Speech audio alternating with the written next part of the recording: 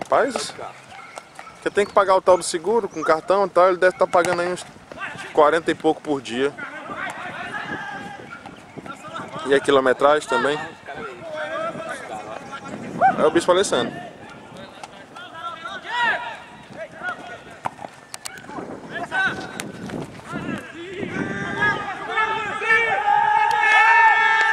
Não é gol não!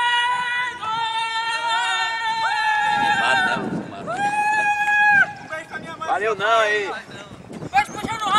Valeu não, velho! Bateu na pedra e entrou, você saiu. A pedra tirou, macho! A dupla cabeceia, hein?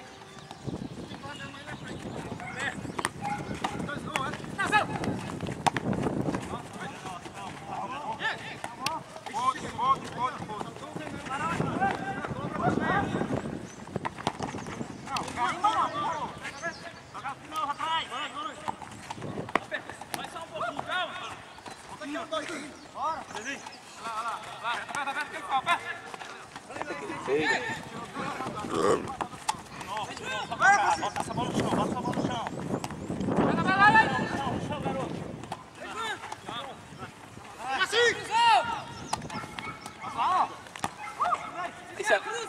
Renato tá rogando, tá? Ei, mas tá jogando.